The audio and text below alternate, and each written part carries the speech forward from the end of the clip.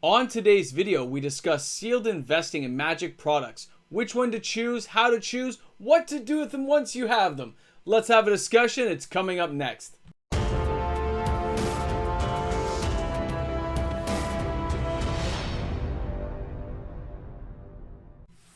Hi everyone, welcome back. MTG Moxman here. I hope you guys are having a fantastic day today. If you're new to my channel, welcome aboard. I hope you enjoy this content today. Smash the subscribe button. Join in the fun. It's free to do, and we're getting closer to 6,000 subscribers. And everyone, thank you so much for helping to get me here. For all my regular viewers out there, welcome back everyone. Can't wait to see you guys in the comments section today. We're going to have a blast with it, okay? So today's video is sealed product investing. I usually used to say sealed box investing, but as you can see from the background behind you, there's a lot more to it than just a sealed box or a sealed product of one type. Let's go into that today. Let's have some fun, have some discussions.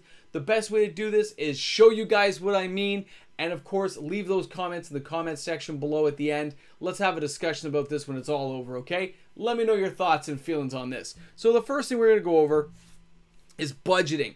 Remember everyone, you can't do anything if you're in debt. You gotta have a budget for this. You gotta be able to say, yes, I can afford to spend X amount of dollars. Whatever X is for you, okay? Now, when you budget that set amount, make sure you can afford it. Make sure you can invest in it and say yes. And always make sure you never spend more than you can afford to lose. Remember, like any investment, you can lose money on this. I am not a financial advisor. I didn't graduate Magic University. This is an entertainment channel. But I myself do buy Magic products, as you can tell from the background picture you saw when you first saw me talking here. You know I'm doing it. So, if you know I'm doing it, and you know it's behind you, I'm just giving you things I have done, but I'm not an advisor, okay? So budgeting is key. As a person who has to live at a very tight means, I'm telling you budgeting is everything when you want to branch into something new. Okay, I've had to skip a lot. You've seen some of my previous videos about this, and if you haven't seen them, go take a look at what I had to do to get where I am today, and you'll get a better understanding. Okay, guys? So, the next thing is going to be options. There are so many options nowadays from Wizards of the Coast presenting us with so many products. You probably can almost get confused on which ones you should be buying and investing in. The problem is, there is no right answer. There is no, yes, this is the product for you. Yes, this is the one. It is your preference, your personal choice. I myself generally stick to draft boxes. I love draft. That's what I started in as a kid when I first started this game back in 93, 94. When I look back now at collector boosters and set boosters and clash packs and versus decks from the vaults, everything under the sun, from fat packs to bundles, set booster. Guys, there's a lot of products, a lot of options. I'm not saying pick one. I'm saying pick a product you are comfortable with. Pick something you like. You heard me talking there, but I want to let you know, pick something you enjoy. If you like bundle packs, if you like the bundles, hear that squeaking? Then buy the bundles. That's what you like. If you're a singles person, maybe sealed vestings are not for you and you want to get singles. If you're just a reserve list person, maybe you're just buying reserve list. But for this conversation, we're talking about sealed product. Pick a sealed product you like. Maybe you like draft boxes. Maybe you like set booster. Maybe you like collector box. I'm just saying pick what you like, but remember, what you like may not be what somebody else likes. So when you go to sell the product, you have to have a product you've picked that has a wide enough audience that you can sell it later on. Because that's the point of investing in it, is you want to make some money at some point down the road. Let's take a look at the next. All right, so the next one here, choose wisely. You don't want to choose a product. Let's just say you choose that Kaldheim collector box you see right there. And that thing is on sale. Let's say it's $249 Canadian. Okay, it's $170 American. Okay, you buy that bad boy. You keep it on your shelf for a long time. Let's say 10 years, and now it's worth $300. Yeah, it's made some profits for you, but when you sell it, you've got fees and things to think about. So think about a product that people will like, people have good memories like you do, and pick a product that you can flip over and double your money, at least double your money. in that 5 to 10 year period. I'll go over that a little bit later, but choose products wisely. If you spend $1,000 on a sealed booster box of, let's say, I don't know, let's just say Modern Horizons 3. A couple years from now, they have a $1,000 booster box. To double your money, it's got to be worth $2,000. When you start getting to those super high numbers, you start eliminating other people from buying those products. So choose something you know people are going to want and want to step into, just like you did all the years ago when you bought the product. It's something to keep in mind. I'm telling you, I have seen booster boxes go up in value. I myself have tried to sell them and not been able to. I've had to take them off the market. I've said, nope, I can't sell them. Nobody wants to buy it. So I have to take it off and just let it sit on a shelf again, knowing that that was my sell point. If I bought something for $150, $300 is the sell point. Double my money after servicing and fees and all the other stuff. So if I do that and I say, yeah, but nobody wants to buy it, then it's just got to sit on the shelf. That's a risk you took. It has to sit there that much longer. Now, if it gets to 500, 600, 700, remember your buy point, your sell point. Buy point was 150, sell point was 300. So it's okay to sell it for 350 and undercut everyone else there in the market because that was your sell point. Don't get too greedy. Remember, other people have to want to buy it and enjoy the product. It is a game after all. Now, the next thing I want to show you guys is going to be storage. Remember, you've just bought sealed boxes. You've seen my background. What, you don't remember? Take a good look again. There are tables and things under here to support all this product that I have stored here. Behind this wall of cards, it's just tons of boxes of sealed product, okay? So you got to have that storage space. Not only that, you can't leave it in a garage. You can't leave it in a shed. It's got to be temperature controlled. Cards will curl, warp. Age can happen to them. You could have a flood. There could be a storm. You don't know. So generally, you want to keep these things on storage racks, shelving units, in a temperature controlled environment. Okay? And you have to keep them sealed. You can't undo the wrap and say, yeah, I still have it though. I never opened the box. No. People want it sealed. They want to make sure it's secured and hasn't been tampered with. So keep it in storage space that isn't going to wreck the boxes. Keep that in mind. Don't wreck your stuff. Take care of it. People always wonder how I got this stuff all supported. It's all neatly stacked. It's taken care of. It's rotated to make sure there's no tears, rips, or anything. And I got to be really careful with my stuff. And for all the times I drop my stuff, I'm like, no, because it happens. So take care and pay attention. Choose storage racks that have a wide enough space, but easy assembly and disassembly in case you have to move them around places, okay? Keep that stuff in mind. Now, timelines. Remember, this is a game. It's a war of wits. It's an attrition of who can make it to the end. Who will be the smartest person? Because boxes get opened. YouTubers open boxes, even old ones. And that eats away some of the stock. Some things are short print run. They don't come back to the market quick enough. They're gone. When that happens, that's good for you if you bought some of that product. D&D, it's going to be short run. Nobody liked it. You can tell it's not going to come out again. If you look at that for other products like Ikoria, they ended it short. So those could be good products that won't have as long of a timeline to see the appreciation you want to see. So patience is key. You got to be prepared to sit on it for as long as it takes to get where you want it to be. So the best I've ever seen is 5 to 7 years. I've seen some products double in price within that 5 to 7 year range. Well, actually with little difficulty, okay? Some things just did. The average for me is always 7 to 9 years. You got to be willing to sit on this stuff and wait and keep good care of it. Like, it's got to be in great shape. Now, the worst case scenario, the fallen empires, the homelands of the world, Dragon's Maze, Gatecrash. Although those are finally appreciating, it has taken a lot longer than in previous years for certain products. Knowing it can take 15 years or more for the market to flush out all that dead product, let other people finally open it, that your product has now become worth something more than what you paid for it. Again, that brings you back to patience, doesn't it? Patience is key. If you're not a person who can sit on this stuff and wait, if you can't do that, this is not the game for you. Maybe you're just a cracker, man. You want to get in there and have some fun, open some packs and call it a day. I understand that. But if you're talking about investing, patience. Don't touch your stuff. You can touch it like fondly and say, I love this product. This was a great set. I remember this. Do you remember this one? But you don't go opening it up. Don't use up your own supply. hold on to your stuff, okay? Keep it safe. Now, the last section here I want to show you guys. Buy low, sell high. And by buy low, I mean you got to buy a product when it comes out, don't you? You cannot sit there waiting for a product to be on sale. It's great when they come on sale. I look forward to those sales myself. Like Kaldheim right now in the last week, it was 99 bucks for a set booster box. That is a good deal. I'm not going to say it's not. When I bought Khans of Tarkir in 2014, or 2015, it was in that little time zone there. I haven't looked at the spreadsheet, but it was $99 a box. I think some boxes I actually got for $88. Okay? Nowadays in 2021, including shipping, they're around $270.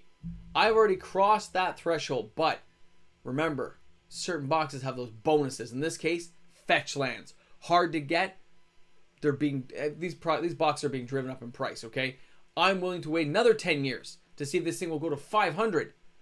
Right? I'm willing to wait that time period, because just because you've gotten there and it's at the right price point you wanted to sell at doesn't mean you should sell. It just means it's met your threshold. You are ready to liquidate this product if you need to. But really, we don't sell unless you have to. Investments continue to grow the longer you have them. The more Magic products get flushed from the system, the more that disappear, the attrition of opening boxes, chaos drafts and everything slowly rises up those prices because they're harder and harder to find, okay? That's something to keep in mind. Right now, with the print runs the way they are, they're massive. It takes much longer to flush these things out. But thank goodness for all these YouTube channels and all these openings you hear about and get to watch on all those channels that bring this to the forefront. That's what makes it fun, because you get to see some old box. You're like, oh, they're opening some crazy old box. Oh man, how many fetch lands they gonna get? It's fun. But sometimes you want to have that experience yourself with you and some friends, and you split on a box. You do a draft. You take that $500 box, you split that 6 ways. You say, it's 120 something bucks each. We can spare that tonight. Let's have a good time. I mean, basically it's still cheaper than going to the movies nowadays. Am I right? So guys, that is some stuff to keep in mind when you're getting into that sealed product market. Those are some of the things I think about all the time when I'm doing it, and how I can liquidate it and how I can move it out is a whole other discussion, but it's something to keep in mind. There are fees associated when you sell this stuff. You got eBay fees, transaction fees. Local stores only give you 50 cents on the dollar. That is something else for another day, but for sealed investing, remember the things I've told you today. You'll be pretty safe. And if you're not sure, hit me up, ask me some questions. I'm always here to help out, guys. Have a wonderful day today. This is MTG Moxman. Thanks for sticking with me to the end. You can put a boomstick in the comments section. See you soon, guys. Have a great day today. Hey guys, welcome back to all my patrons. You guys are amazing. I look forward to seeing you guys each and every day. You rock the world and make things happen. Patrons make the world go round, because patrons are awesome. I just like saying patron a lot. Patron, patron, patron. All right, guys, I hope you had an awesome day today. I'll see you all tomorrow. Hey, you guys made it. What's up, man? Happy to the end of the video. I thought we'd have a little bit of fun today. I've recorded an arena match and I've added it to the end of the video. I hope you guys enjoy it. You can see how my Bibuloplex deck works. See you guys soon. All right, guys, so here we go. Gonna test out the Bibuloplex deck and see how we do it. Now, in this kind of deck, guys, I actually want to expel my hand as quick as possible so I can start digging with the Bibuloplex. I like to get moving fast. I like to get the Magdas out to get myself some treasure tokens so I can pump out quick cards like Elrond's Epiphany. I got plans. This deck works best when in speed, and I aim to please. So we're going to jump right in. We'll get Magda going.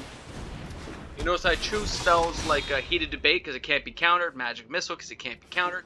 Just in case you run into those counter spells later, I like to be able to deal with them.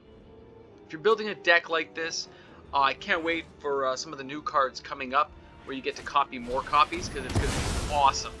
He murdered my guy. That's horrible. Can't believe he did that to me. It's very heartless. That's okay. We got Magda the Brazen Outlaw coming in to save the Moxman. That's right.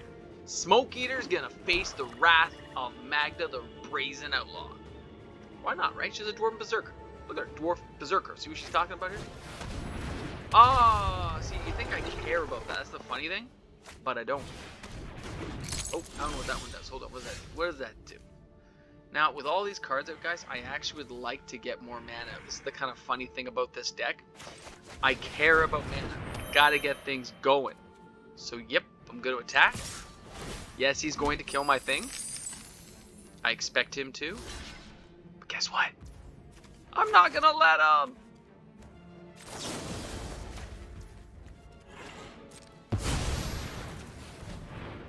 I said, no. Go back to your hand. I don't want to deal with you.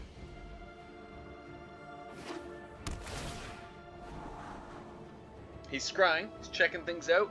Now, this deck, by the way, has cards that will still be in rotation. That's the reason I chose this deck, to show you guys today, show you how the Bibuloplex works, and how I like to do things. Oh, I sacrificed a creature. That's horrible. But that's okay. Gonna mull this baby down. Still got more than enough mana to cast a Heated Debate if I have to. Puts out a bad boy I don't like. Oh, there we go. He's a Blood Sky Sire. But I want him to die. It's so mean of me, but I want him to die. But yeah, Heated Debates, Magic Missiles. I like spells that can't be countered, things that can't stop me. In this case, I even have the Infernal Star mount because he can't be countered. It's going to give you something to think about. You ready for that? Something to think about. That's what I like to show people. What we got here? Field of Ruin? I'm going to murder my dragon, guys. Think about that. But I'm okay with that. With that Field of Ruin, you might be thinking, hey, I'm going to kill that Bibuloplex. But he's probably thinking, really? Is it even worth it? Bibuloplex is junk. But he said, yes, get rid of it. But that's okay, because I can get some blue. A little extra blue, never hurt anybody.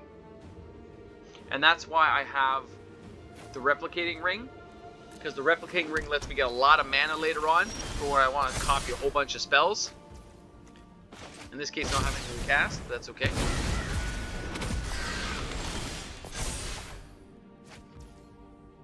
Got there. I might as well give him something to think about.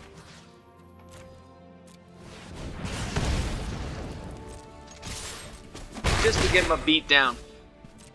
I have nothing else to do. Why not hit him down, make him feel some pain? Make him feel how Moxman felt when he killed my Brazen Outlaw. My Star Mount. Killing my big dragon boys.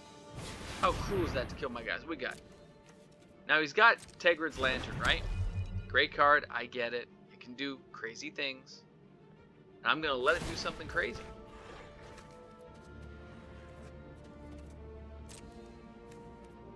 I'm going to lose 3 life. And then I'm going to unsummon it because I don't like it. I want it out of my hair. I want him to have to recast things.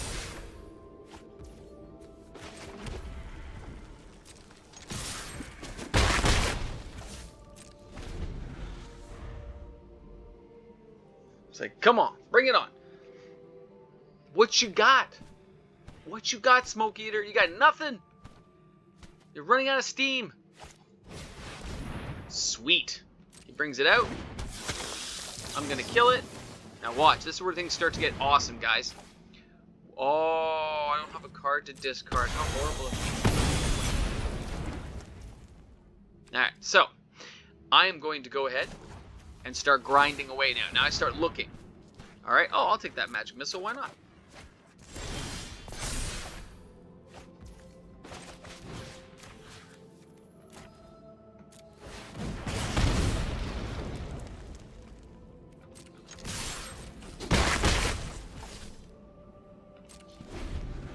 Come on! What you got? The Lantern again? Come on, Lantern. I know this seems silly, but I like to grind. I like to look into my deck and see what I have coming. Take action. See, now I'm not getting a land next turn. I don't want that land. I want to move my deck along. He's going to bring back a baddie. I know. What can I do? Let's take an extra turn and just win the game. Because that's what we like to do. That's how we like to roll.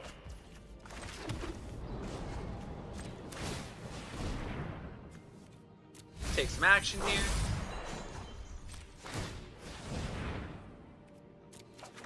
Let's take another turn.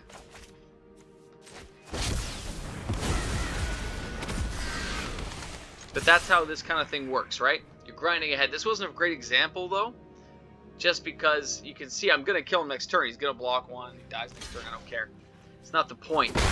I'm trying to show how quick this deck can move when it gets things going. It wasn't quick enough. How about that?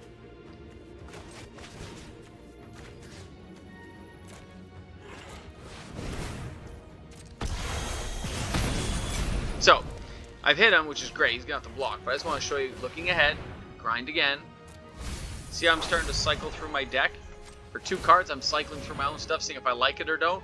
I don't care about those cards. I want to move on, and the game's over. But it's not the point. I want to show you how the Bibuloplex works. It wasn't the game. I'm sorry your game didn't go that well, but you know what I meant.